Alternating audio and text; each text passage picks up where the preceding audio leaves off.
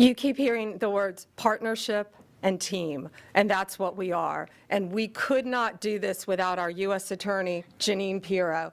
Jeanine, from day one, has worked tirelessly for our country and for our nation's capital. It's my honor to introduce my friend, U.S. Attorney Jeanine Pirro.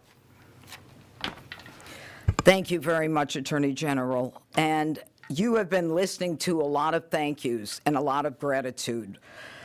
The reason that we're thanking each other to the extent that we are today is because we have seen in this case an incredible collaboration around the clock, in the middle of the night. It doesn't matter. We call each other, we make contact, they need a warrant, they need something, someone wants legal advice. These are the men and women who never give it up. You hear about government employees, but I don't know if you really realize what it is that they do. They are incredible, and this case is big. 4 years, 10 months, and 28 days ago, an individual placed a bomb in the vicinity of both the RNC and the DNC.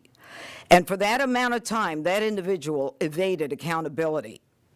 Today, as a result of the cumulative efforts of the men and women in the FBI and the police department and the Department of Justice, we are finally able to make an arrest of an individual by the name of Brian Cole. As the Attorney General has indicated, he is arrested for transporting an explosive device in interstate commerce, as well as the attempted malicious destruction by means of explosive materials.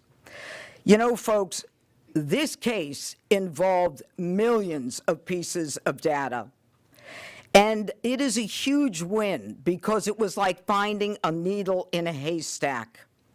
So much of this evidence was very specific, but a lot of it was also very general. For example, there were 233,000 black end caps of the type that were used in this case. I want you to think about the fact that the FBI had to go through the sale of every one of them to try to find commonality with an individual, along with the purchase of the pipe itself, the cap ends, the wires, the steel, and the 9-volt batteries. Every one of those had to be mined and remined to the point where we were able to then connect.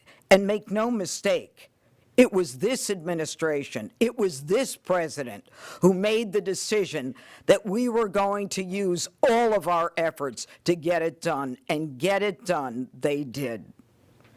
Finally, let me say this. Today begins the formal process of accountability, where this defendant will begin his journey through the criminal justice system. And I pledge to you that the United States Attorney's Office will take this case across the finish line. Again, thank you to the incredible work of the FBI, to the Attorney General, and to our local partners as well. This is a job that I think was well done. Thank you. President Trump's directive to all of us was to not only make America safe again, but D.C., and to make it safe and beautiful. We could not have done that without our partnership with Mayor Bowser and Chief Smith. It is my honor to introduce Metropolitan Police Department Chief Smith. Good afternoon, and thank you, everyone. I am Chief Pamela Smith, Chief of Police of the Metropolitan Police Department. Thank you, Attorney General Bondi, U.S. Attorney Jeanine Pirro, and FBI Director Patel for having me here today. For nearly 5 years, the agencies standing here today have worked together under the leadership of the FBI to locate our suspect who is responsible for the 2 pipe bombs that were placed around our city. MPD members assigned to the FBI's Joint Terrorism Task Force have supported this case from the beginning. That supports include looking, reviewing, and going through countless, probably thousands of hours of CCTV footage from around the DNC and RNC headquarters, and they followed up on hundreds and thousands of leads from members of our communities. What I will say today is that Washingtonians can rest easier today knowing that the suspect responsible for this act is now in custody. This morning's arrest is yet another reminder that committing any act with the intention of harming the residents and visitors of the District of Columbia will result in your arrest. The men and women of the Metropolitan Police Department, the FBI, the ATF, the U.S. Capitol Police, and certainly the prosecutors at our U.S. Attorney's Office will go to the furthest length. I heard somebody say to the end of the earth, but thank God we didn't have to go to the end of the earth today, that we were able to bring this subject into custody. I want to commend the men and women of the FBI and the members of the Metropolitan Police Department and all of the agencies who are standing behind me today on a job well done. I will turn it over now to Attorney General Bondi. Thanks, Chief. Excuse me. We're going to take some questions. Just remember, as I said in the beginning, this is ongoing. It's very active. The search warrants are still being executed. Many charges potentially to come. So just keep that in mind when asking your questions. Jake, Fox News. So you said it had been nearly 5 years, we all know that, and that you said there have been no new evidence. So can you say anything about the evidence that actually did lead to this arrest? And then secondarily, you're talking about additional charges possibly. Can you say what those you might be considering, or terrorism charges, or what? We can't discuss new charges, of course, yet, ongoing. But what I will say is this is why this was so incredibly important, more than any other case, is this is in our nation's capital where this happened. And now, thanks to the FBI, we know that this defendant was living just miles away from here in Virginia. So as to the evidence in the case, I'm going to let Director Patel take that, but it's still very active and very ongoing. Thank you, General. And as I stated earlier, and as the General has already reiterated, our job is to provide full accountability in the court of law with Judge Pirro's team. And in order to do that, we have to preserve the chain of custody and evidentiary value. What I will say generally is that when you go through 3 million lines of information, y'all can think about the amount of cell phone data that has to be ingested and triangulated and dumped and received. You also have to think of just sheer human ingenuity. We brought in a team of experts who are the best at what they do in their specific fields to reevaluate that evidence, to dive back in, and to not come back with a no for an answer until they had found the suspect. And when you develop evidence, you get a search warrant. And when you get a search warrant, you get an address. And when you get an address, you hit the house. And that's what we did. Sadie, Wall Street Journal. Hi there. So what can you tell us about this person's motivations and whether they were driven by politics or for any other reason why? Right now it's ongoing. Again, we just executed the search warrant early this morning. It's ongoing. But America's safer, DC's safer because he's in custody. Mary Margaret, Daily Wire.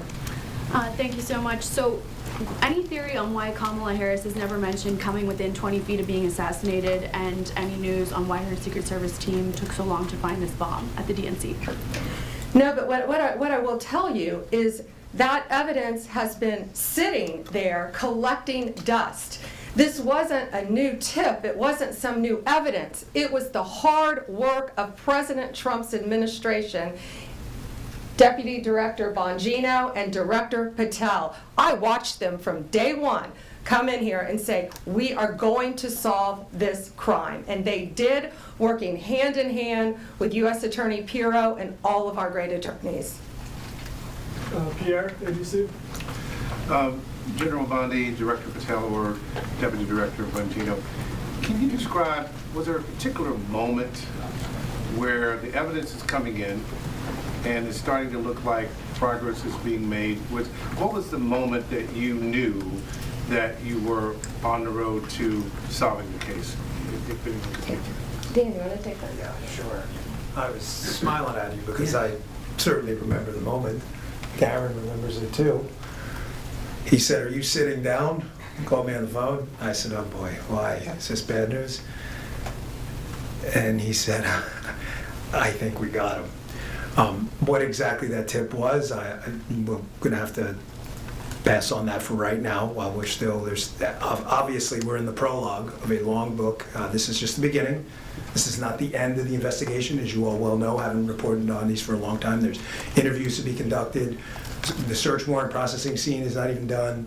So we're at the early stages, so that's the only reason I hesitate to tell you what the exact tip was. But yes, that was absolutely the moment, and it was due to the diligent and incredible work of a team in the Washington field office that came in and just scoured through this over and over and over and over again. In general, was it forensic? Was it a phone call? Was it something about a vehicle? I'd rather, we'll just leave it generally forensic evidence. Yeah, it's fair enough to say. Excuse me? How long ago that was? I'd rather not say it because of the ongoing interview process, and I don't want to. Yeah. I just want to add something to tell you how thorough this team was. That moment that was kind of like the aha moment, that wasn't the end. This team continued to work and work and work to get every bit of evidence that we could get. We didn't stop at that moment, and that's a testament to the fact that the team wanted every possible piece of evidence that they could gather.